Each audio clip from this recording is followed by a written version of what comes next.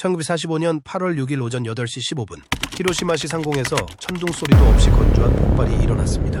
순식간에 도시 전체가 버섯 모양의 지옥으로 변해 하늘 높이 1000m 이상까지 치솟았습니다. 이 모든 것은 미국 공학의 거인이자 인류 역사의 흐름을 영원히 바꿀 기계인 B-29 슈퍼포트리스 폭격기의 폭격 실문을 열면서 시작되었습니다. 히로시마의 폭탄을 투하한 항공기 에놀라 게이의 조종사 폴 티벳 준장. B-25를 처음 봤을 때 이 비행기가 전쟁, 어쩌면 세상을 바꿀 비행기라는 것을 알았습니다. 하지만 B-29는 단순히 최초의 원자폭탄을 투하한 항공기 그 이상의 의미를 가졌습니다. 2차 세계대전 당시 항공공학의 정점이자 수천 킬로미터 떨어진 목표물을 타격하고 엄청난 탑재량을 전달하며 당시 대부분의 전투기가 도달할 수 없는 고도에서 순항할 수 있는 비행의 경이로움을 선사한 항공기였습니다. 무엇보다도 가장 중요한 것은 B-29의 등장이 미국의 폭격 교리에 급격한 변화를 가져왔다는 점입니다. 이 폭격은 일본 제국을 돌이킬 수 없는 상황으로 몰아넣어 결국 무조건 항복을 강요하고 인류 역사상 가장 파괴적인 분쟁을 종식시켰습니다. 광란의 시대의 산물, 공학이 전쟁마저 앞섰던 시대. B-29 슈퍼포트리스는 단순한 2차 세계대전의 상징이 아니라 전시 공학의 정점을 보여주는 증거입니다. 먼 거리에서 파괴적인 화력을 전달하도록 설계된 B-29는 항공기술에서 가능한 한계를 뛰어넘었습니다. 이 심층 분석에서는 엔진, 날개, 폭탄 탑재실, 가압식 기내, 방어 시스템 등 B-29의 판도를 바꾼 핵심 기술에 초점을 맞춰 살펴봅니다. 1945년 U.S. 육군 공군 기술 보고서. B-25에서 우리는 단순히 비행하는 것이 아니라 전쟁의 규칙을 재구성합니다. 미친 시대의 산물, 엔지니어링이 전쟁을 능가한 시대. B-29 슈퍼포트리스는 단순한 무기가 아니라 기술의 비약적인 발전이었습니다. 이 항공기는 전례 없는 규모의 파괴력을 발휘할 수 있는 비행, 전투, 내구성을 갖춘 기계로 탈바꿈했습니다. B-29에 담긴 엄청난 규모의 혁신은 당시의 경이로움을 불러일으켰습니다. 전쟁의 금속성 심장 박동, Wright R3350 엔진. B-29의 핵심은 4개의 Wright R3350, 23 듀플렉스 사이클론 엔진이었습니다. 각 엔진은 방사형 구성으로 배열된 18개의 실린더가 3.52인치 이상의 거대한 배기량을 자랑합니다. 이는 현대 픽업 트럭의 엔진보다 더 큰 크기입니다. 최고 성능에서 각 엔진은 2200 EJ 500마력의 출력을 내며 B-29를 순항 속도 약 220마일, 최고 속도 360마일로 추진했습니다. 이는 무게가 60톤이 넘는 항공기치고는 놀라운 속도였습니다. R-3359에는 터보차저 시스템이 장착되었습니다. 이 시스템은 공기가 희박하고 기온이 화씨 40도까지 떨어지는 3000피트 이상의 고도에서도 엔진이 안정적인 압력을 유지할 수 있게 해주었기 때문에 매우 중요했습니다. 터보차저는 얇은 공기를 압축하여 더 많은 공기를 엔진으로 밀어넣어 출력을 유지합니다. 터보차저가 없었다면 B-29는 작동 고도에 도달하는 데 어려움을 겪었을 것이며 효율성도 훨씬 떨어졌을 것입니다.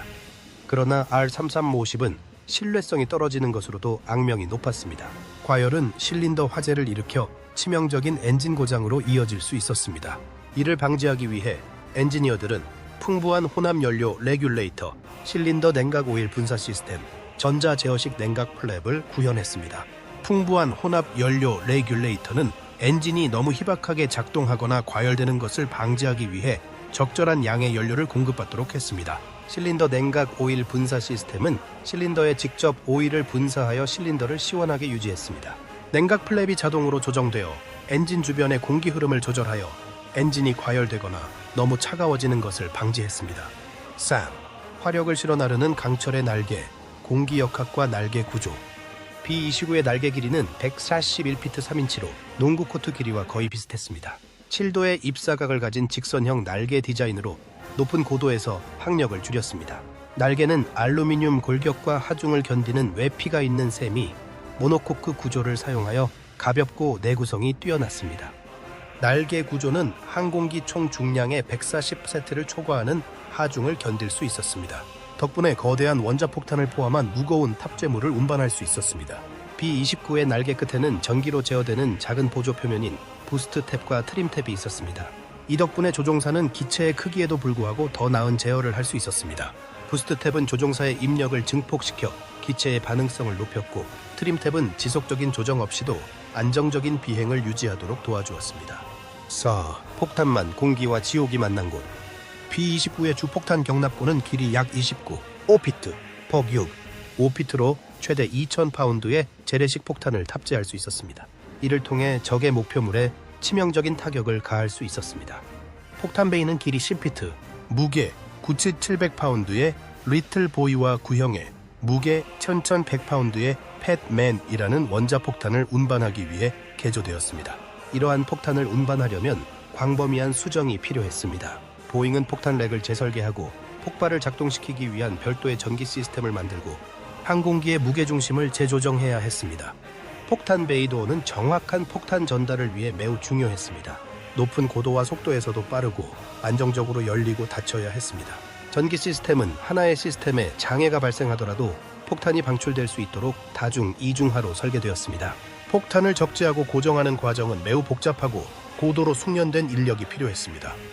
엔지니어들은 또한 방사선으로부터 승무원을 보호하기 위해 차폐막을 줄이고 폭격 고도를 낮추며 특수 차폐막을 제공해야 했습니다. 가압식 조종석, 강철 튜브 안에서의 생활. B-29는 가압식 기내를 갖춘 최초의 폭격기였습니다. 조종석, 조종사, 항법사, 레이더 담당 관용은 3,000피트 상공에서 비행할 때에도 8,000피트에 해당하는 기압을 유지했습니다. 꼬리칸 포수용은 별도로 압력을 가하고 35피트 터널을 통해 전방칸과 연결했습니다. 가압된 객실 내부는 온도와 습도가 자동으로 조절되었습니다. 비상산소 시스템과 조절 가능한 조명도 있었습니다. 가압식 캐빈은 획기적이었습니다. 승무원들은 고산병에 시달리거나 부피가 큰 산소 마스크를 계속 착용할 필요 없이 높은 고도에서 장시간 비행할 수 있었습니다. 가압식 캐빈은 승무원의 편안함과 효율성을 크게 개선했습니다. 장거리 비행을 훨씬 더 견딜 수 있게 되었고 승무원들이 높은 고도의 영향을 받지 않고 임무에 집중할 수 있게 되었습니다. 이 시스템은 엔진의 블리드 에어를 사용하여 냉각 및 압축한 후 기내로 펌핑하는 복잡한 시스템이었습니다. 안전 밸브는 과압과 급격한 감압을 방지합니다. 6. 자기 방어. 기계가 방역했을 때 B-29에는 노출된 포수가 필요하지 않았습니다. 대신 레이더 화면과 전자 조종기를 사용하여 포수가 원격으로 조종하는 5개의 포탑이 있었습니다. 또한 10개의 59경 브라우닝 M 이 기관총과 20mm 대포가 꼬리 부분에 장착되어 있었습니다. 자동 표적 선택 시스템은 여러 포탑이 동일한 표적을 향해 사격하는 것을 방지했습니다. 이를 통해 항공기의 방어 화력이 극대화되었습니다. 원격 조종 포탑은 큰 혁신이었습니다. 포수들이 가압된 기내에서 작전을 수행할 수 있었고 기존의 유인 포탑보다 더 넓은 사격 범위를 제공했습니다. 이 시스템은 레이더를 사용하여 적 항공기를 감지한 다음 자동으로 포를 조준하는 당시로서는 고도로 발전된 시스템이었습니다. 포수는 필요한 경우 시스템을 수동으로 재정의할 수 있었습니다. 59경 기관총은 적 전투기를 상대로 효과적이었습니다. 20mm 대포는 더 큰 목표물을 교전할 수 있는 추가 화력을 제공했습니다. 플라잉 폭탄 대장간, 타의 추종을 불허하는 산업 거물. B-29는 단순한 전쟁 무기가 아니라 미국의 전시 산업력을 상징하는 바로 그 무기였습니다. 단 3년 만에 3국기 70대 이상을 생산한 미국은 이 하늘을 나는 요새를 공급하기 위해 경제 시스템 전체를 동원했습니다. 전성기에는 매일 거의 4대의 B-29가 생산 라인에서 출고되었습니다. 항공기 한 대당 고층 빌딩 한 채를 짓는 데 필요한 노동력과 맞먹는 600, 공군시간 이상의 인력이 필요했습니다. 캔자스주 위치타, 조지아주 마리에타 같은 곳의 공장은 24시간 내내 가동되었습니다. 수만 명의 노동자들, 그중 상당수가 여성들이 기계와 같은 정밀함과 인간의 투지로 모든 리벳, 모든 회로 기판, 모든 폭탄을 조립했습니다. B-29는 B-17보다 2배, P-51 머스탱보다 3배나 비싼 가격이었죠. 하지만 미국은 주춤하지 않았습니다. 당시에는 더 이상 비용 문제가 아니라 전쟁을 끝내는데 모든 것을 쏟아부어야 했기 때문입니다. 그리고 B-29는 제국 전체를 상공에서 무릎 꿇릴 수 있을 만큼 강력한 전략적 카드였습니다. 1945년 봄, 일본이 승리의 환상에 필사적으로 매달리자 하늘에는 상처처럼 푸른 하늘을 가르는 B-29 편대의 길고 하얀 흉터들이 나타나기 시작했습니다. 이건 구름이 아니었다. 한 대당 최대 9톤의 폭탄을 싣고 일본 대공포대가 도달할 수 있는 것보다 더 높고 빠르게 날아가는 파괴의 선구자들이었습니다. 유럽이 나치 전쟁 기계의 붕괴를 목격하는 동안 태평양 전장은 1945년 3월 10일 도쿄 폭격을 시작으로 계산된 전멸 캠페인이라는 새로운 국면에 접어들었습니다. 그날 밤 1700톤이 넘는 네이팜탄을 실은 334대의 B-29 폭격기가 티니안, 괌, 사이판에서 이륙했습니다. 새벽까지 10만 명에 가까운 사망자가 발생했고 대부분이 민간인이었으며 100만 명 이상이 집을 잃었습니다. 한때 아시아에서 가장 현대적인 수도 중 하나였던 도쿄는 마치 숲에 불이 붙은 것처럼 불타고 말았습니다. 주요 무기는 지붕을 관통한 후 폭발해 불길이 치솟아 방영 100m 이내의 모든 것을 불태우도록 설계된 M69 소위탄이었습니다. 빽빽하게 들어선 목조주택 블록 전체가 불길처럼 타올랐습니다. 공기 자체가 악마처럼 변했습니다. 산소가 빨려 들어갔고 사람들은 불길이 닿기도 전에 질식했습니다. 강은 지옥을 피해 물속에서 죽어간 사람들의 시신으로 꽉 막혔습니다. 이것은 더 이상 전통적인 의미의 전쟁이 아니었습니다. 냉정하고 계산적이며 파괴적으로 효과적인 박멸의 의식이었습니다. B-29가 종말의 기수가 되었던 히로시마와 나가사키. 1945년 7월 뉴멕시코의 사막 깊은 곳에서 인류는 단 한 번의 점화로 지옥의 문을 열고 핵무기의 탄생을 알렸습니다. 군사 역사상 가장 비밀스럽고 대담한 과학적 시도 중 하나였던 맨해튼 프로젝트가 성공했습니다. 그리고 바다를 가로지르는 사거리와 탁월한 탑재 능력을 갖춘 B-29는 이 새로운 폭탄을 일본 심장부에 직접 투하할 수 있는 유일한 기계가 되었습니다. 1945년 8월 6일 새벽 2시 45분 티니안 섬의 한적한 활주로에서 에놀라 게이라는 이름의 B-29 폭격기가 역사 속으로 날아오르기 시작했습니다. 기내에는 임계점까지 압축한 64킬리고의 우라늄 덩어리인 리틀보이라는 애칭이 붙은 폭탄이 실려 있었습니다. 목표는 히로시마였습니다. 정확히 오전 8시 15분 고도 약 1, 공고미터 상공에서 에놀라 게이는 탑재체를 발사했습니다. 43초 후 하늘이 하얀 섬광과 함께 찢어지며 애도를 망각으로 바꿨습니다. 그라운드 제로는 방영 1.5km 내의 모든 생명체를 증발시킬 만큼 3000-4000덱시 이상의 고온에서 발화했습니다. 건물, 사람, 나무 등 모든 것이 콘크리트 벽에 탄소 그림자로 그을렸습니다. 단 한 발의 폭탄으로 80만 명 이상의 생명이 순식간에 사라졌습니다.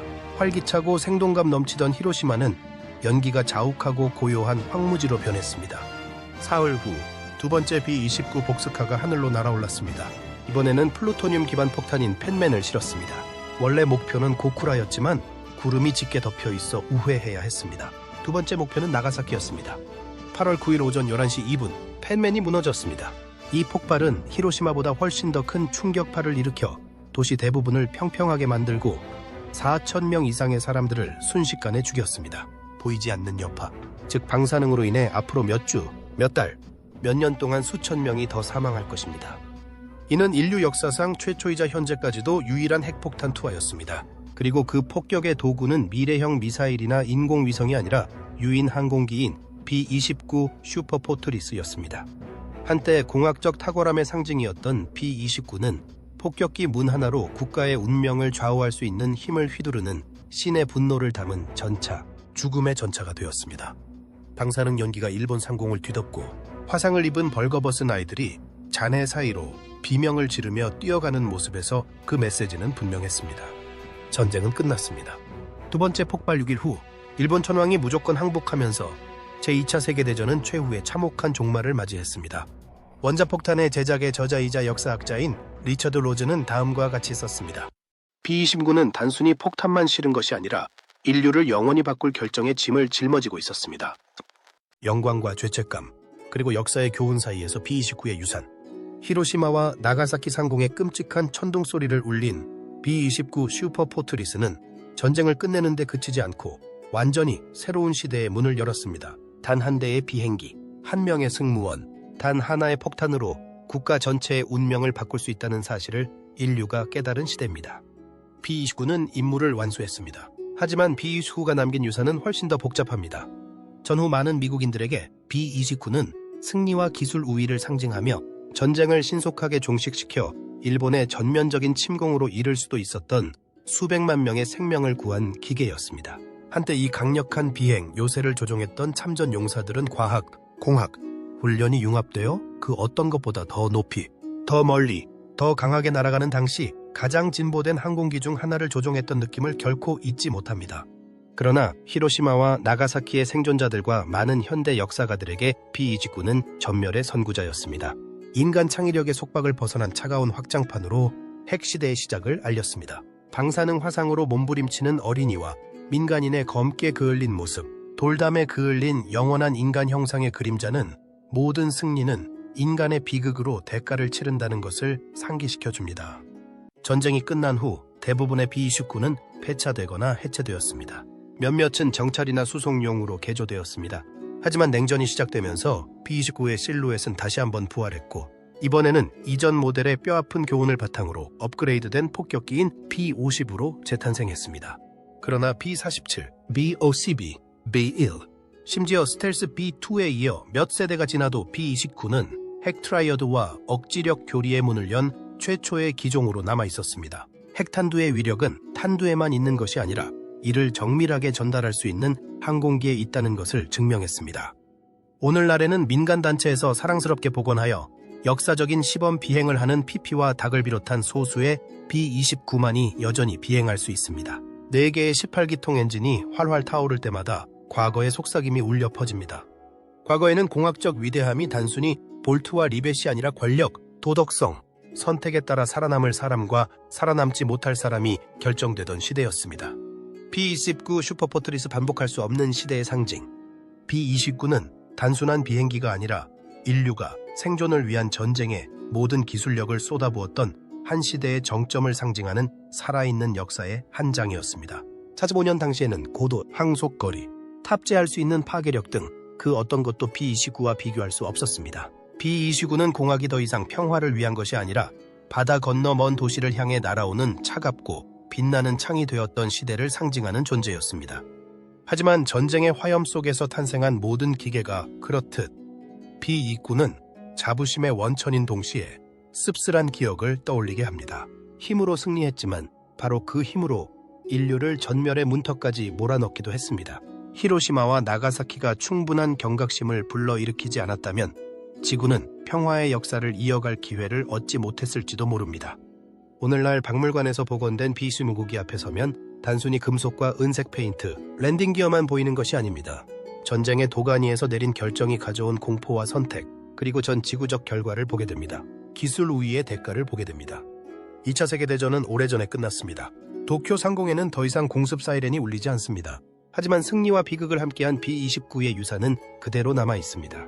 모든 엔진의 굉음과 빛나는 날개에는 끝없는 역사의 속삭임이 담겨 있습니다. 우리는 한때 상상할 수 없는 일을 해냈지만 그 대가는 결코 잊을 수 없습니다. 결론, B-29 전쟁 기계인가? 인류의 파멸의 도구인가? 빛나는 곡선, 지옥의 무게를 실어 나르는 폭탄 베이, 과학 실험실처럼 차가운 조종석 등 B-29 슈퍼포트리스는 엔지니어링의 경이로움을 넘어 상징이 되었습니다. 하지만 무엇을 상징하나요?